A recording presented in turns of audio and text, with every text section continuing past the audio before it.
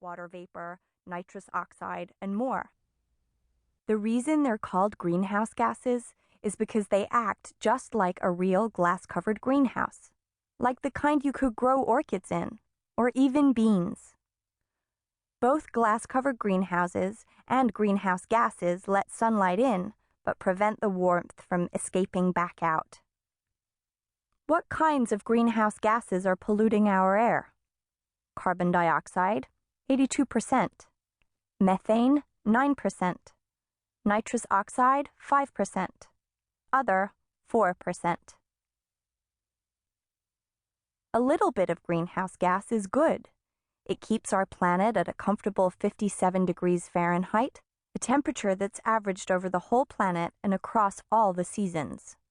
But at this point in history, we humans have released so much greenhouse gas into the atmosphere, the Earth's average temperature has actually risen 1 degree.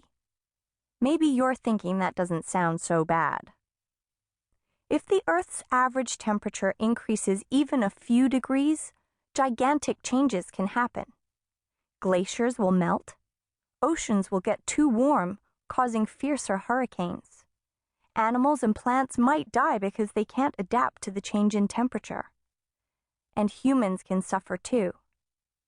Too bad the Earth can't just stop eating burritos. Consider this. You know that popsicle in your freezer? At 32 degrees Fahrenheit, it freezes and stays solid enough for you to bite it. But at 33 degrees Fahrenheit, it falls off the stick. The greenhouse effect. Normal greenhouse effect.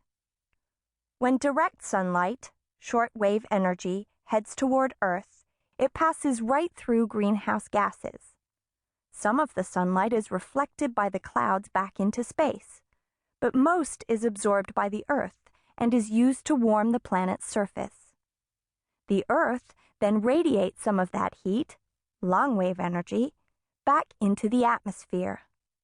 Only then do greenhouse gases go to work, trapping long-wave energy and using it to keep the lower 10 miles of our atmosphere livable.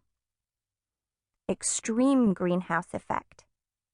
With the increased amount of greenhouse gases in our atmosphere, too much long-wave energy is being trapped underneath the greenhouse blanket. The extra heat has nowhere to go but back down to Earth, warming the planet more than is healthy. Were fossil fuels once dinosaurs? If you've ever gone fossil hunting, then you know the thrill of finding a sea snail shell or a rock with a leaf print embedded in it from millions of years ago. Well, what if you went fossil hunting and found a piece of coal or a drop of black oil? Even though it's highly unlikely, it's possible because coal, oil, and natural gas were buried deep in the ground around the time of the dinosaurs. That's why they're called fossil fuels. But before we get ahead of ourselves, let's start at the beginning. More than 300 million years ago, even before dinosaurs roamed the Earth, the land was covered with large trees, leafy plants, swamps, and oceans. In the water lived algae, tiny sea creatures ranging in size from a single cell to many cells. As our bodies need fat and carbohydrates for energy and growth, so do algae. We get our energy from the food we eat. Algae get it from the sun.